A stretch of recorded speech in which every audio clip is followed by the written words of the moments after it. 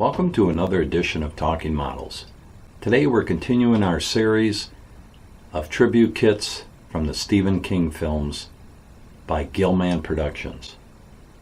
Today we're going to look at a film that many of you may not even have heard of or have seen this movie. If you haven't, you're missing a goodie. The film I'm talking about today, The Night Flier. A film about a newspaper reporter that is tracking a killer that flies in a black airplane and lands in airports in the middle of the night. And rumor has it the pilot has a taste for blood. It's a creepy movie. It's a gory movie. It's a suspenseful movie. It's a Stephen King book. Check out the book. Check out the movie. You won't be sorry. So today, we're going to highlight this piece, which was taken from this film. Mark Van Tine, as always, home run. On a scale of 5, it's a 10. You can see it's a beautiful kit. A nice simple base, but yet it accents the piece with the name The Night Flier in the front. The emphasis on this kit is this creepy guy right here. Creepy. Has some serious dental issues and is just creepy as heck to look at. I'm going to spin it around so you can take a look at him. You can just see Mark has captured everything beautifully. Once you see the film, you'll say boom. So you go around, you see Mark has got the cape, the high collar just like in the film, the dangling hair that he had in the movie, the eyes, the nose, which is similar to a bat, the teeth, he had just a few, but very effective. You'll see what I mean if you watch the film. And he just captured everything from the hands to the scarf area, the scarf that he wore, the little emblem, the pin that he had, the white shirt that always was seen beneath his jacket, and the suit that he wore, the open mouth, the tongue, everything is there. Just beautifully done, Mark. Boom. So a little bit what I did. Again, always remember when you get a kit, always wash it in detergent, soap. Clean it good and use a toothbrush, something, get all that mold release off. Let it dry, let it air dry, usually overnight. Don't rush it. Trust me, if you rush it, the primer doesn't stick. It's a train wreck. So once it was dry, brought it inside the studio here. First thing I've done with this one is gave it a base coat of black. Always hand brush the complete piece in black. And then the fun begins. We'll start with the base. Base, boom, straightforward. Just airbrushed. For this one I used the Garage US Colors Tombstone Gray. And just kind of misted the whole piece. Went a little bit heavier in the front, a little closer with the airbrush, just to have like a little bit of a pop. Then once you get that done, you just come in with transparent black, mist it over the whole piece. Kind of tone it down a little bit, stop it from yelling. Take the trans black and just kind of hit the folds of the stones, any of the areas that you want to use. For the name, The Night Flier itself, that was done with actually Badger Freak Flex Ripper Red. I started with a base coat of that, hand brushed on this, and then came back in with the second coat of Sunburn Red, which is also from the Badger Freak Flex line. Check those paints out, they're really good. They give you a good adherent as a base coat. You can blow them through an airbrush, but you must use Badger's extender or some sort of extender or some sort of thing to thin it down, because it will stick in your needle and in your brush, and then you're saying all kinds of words and speaking in tongues and pulling things out and cleaning things, and it stops the process. We want to paint, not clean, right? So mix it down, blows right through. I blow them through my Patriot Extreme 105, no problem at all, if it's thin. So Sunburn Red, a second coat, hand brushed, and boom, That's all I did with the base. Simple but effective little base. Now, on to Remfeld, as he was called. Lots of references on names and things in this movie to Dracula. Watch it, you'll see. So the cloak, if you will, straight up over the black, enlisted my Badger Freak Flex Nair Black, airbrushed the entire cloak, airbrushed the arm that you see. Everything was done with the Nair Black.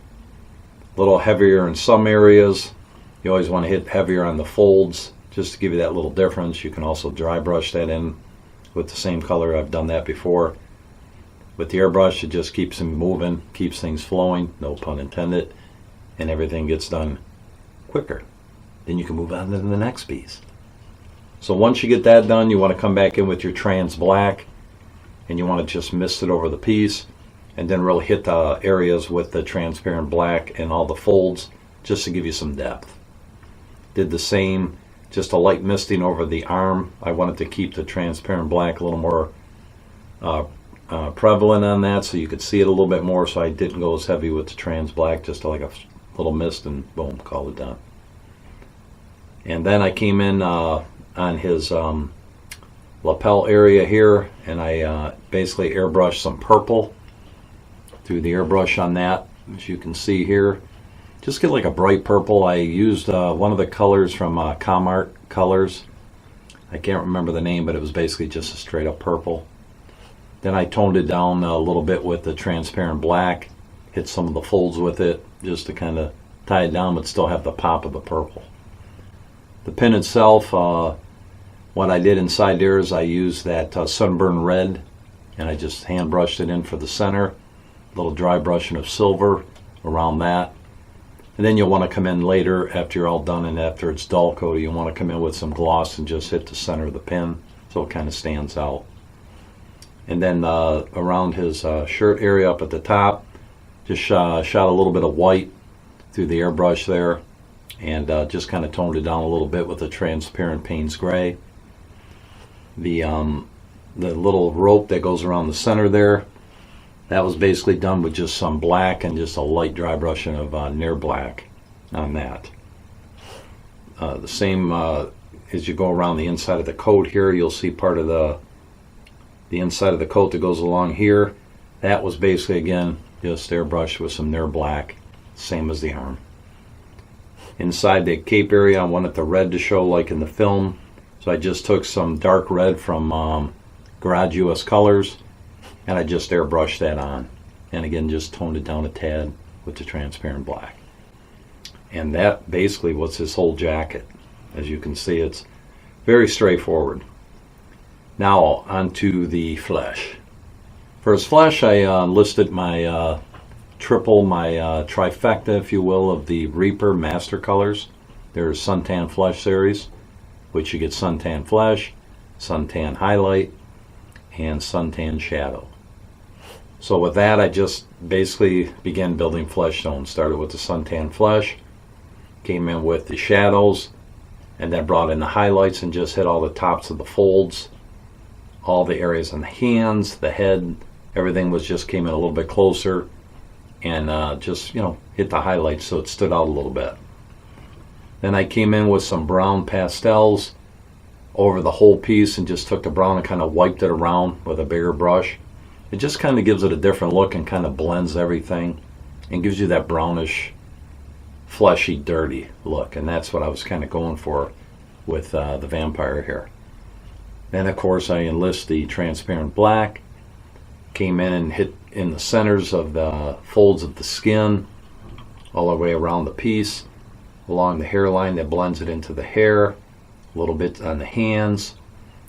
And then I came in with some red pastels and started doing some work around the hand areas, just hitting some of the areas around, just to give it a little red look around the lips. Just a little dab of red everywhere I could hit it with. On the hands, I always like to come in with the transparent black, go a little dark around where the nails meet the fingertips, as you can see along this area. Some of the folds of the hand above his eyes, was hit with that black. And then to get the red distress look that you see under his eyes, I enlisted to transparent Mars red, which is another color you can pick up from Jesse over at Garage US Colors. And again, I hit that area there for the distress look. Then I just kind of hit it along the lip areas too, just over that red pastel. This gives a little bit more depth, a little more distress look. Took that red, Mars red, hit his tongue, a little bit on the inside of the mouth area. Then I came back in with a little bit of a red, almost straight up red, not the dark red, just a real light red, whatever you choose, and just kind of hit the areas in the mouth, just kind of the highlights of it, just to kind of give a different tone. If you ever look like inside of a dog's mouth, you can see the different pinks and reds and everything that goes on inside their mouth. That's what I was trying to do with this one. His teeth, again, straight up Badger Freak Flex Rotten Tooth Tan. Some washes with through the airbrush with transparent dark brown and transparent raw umber. So I just kept working those two back and forth. Came back in with straight up Rotten Tooth Tan and just hit the centers of each tooth. Same treatment with the nails on his hand. A little heavier with the transparent dark brown around the bottoms of the nail area, bleeding into the skin. And then of course for his eyes, basically I really love that neutral gray from Garage US Colors. That's hand painted in for the eyes themselves. Then I came back in with the Badger Freak Flex. It's called Ilgot Green, which is a real light green. Did his eye pupil color in that. Then came back in with my trusty toothpick trick. Many of you probably know about it, and if you don't, you're going to know about it now. Just get a toothpick, put some black paint down in your whatever you use your paint in, dip the end of that toothpick in there, get your bifocals on, whatever you use, nice light, hold the piece down, take that toothpick, go into the center of the eye, push down, it's a perfect circle, right smack in the center. And it's round and perfect, trust me, it works. Done that with both the eyes. Came back in with some pastel work to give it that distress look within the eye. Then another thing I like to do is, they also have a color you can get from Garage US Colors. Any airbrush paints usually have it now. It's called Red Oxide. I always like to take that with the finest brush that I have and just hit the bottom of the eyes with it. Right along the bottom. And it just finishes it off. Just take a real fine brush and just do a line around the bottom, boom, you're done. And it finishes the eye off. Of course, when you're done with that, and after you give this a few coats of dull coat, then you come in with your gloss, hit the pupils, the teeth, bottom. I always like to go on the bottom line here of the mouth. If you ever look at the bottom of your mouth, it's usually wet there where the lip meets the gums. So you want to do that, the tongue, a little bit on the inside of the mouth area, just to give him that, salami look.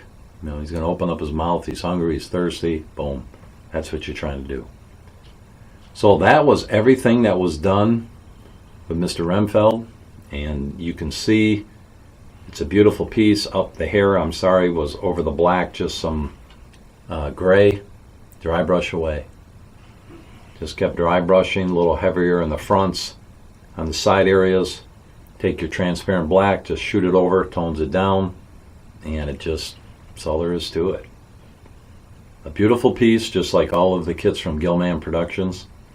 I had received this one months ago when I painted it. Flawless castings, as always from Paul. Boom, man. Not much to do, wash it up, maybe a couple little things to do, you're ready to paint. This one is also currently available from Gillman Productions. Hit up Paul or Mark Van Tine and ask them about it. Tell them Troy Naird from Talking Models sent you. And you want the Talking Models discount. I don't even know if there is one, but who knows, maybe one day. Get this kit, you won't be sorry. Watch this movie, it'll blow you away. So much going on in there. Good story, just a lot of cool stuff happening, and one creepy dude. So again, thank you for stopping in, Talking Models with Troy Naird. I encourage you to subscribe to this channel so you can get updates for new videos. I try to update at least every 7 or 8 days. Usually it's 7 days, and then I get a plug-in for Samara. Whoops, I just did. 7 days. And you'll see a new video highlighting kits from my collection. A little story about the movie maybe. A little story about how I painted the kit. And maybe if you ever get one, you can use some of my ideas, expand on my ideas, and see what your hands can do. It's a hobby. Let's have fun. So once again, thanks for stopping in. Hope to see you on the next edition of Talking Models. Have a great day, and may God bless your day.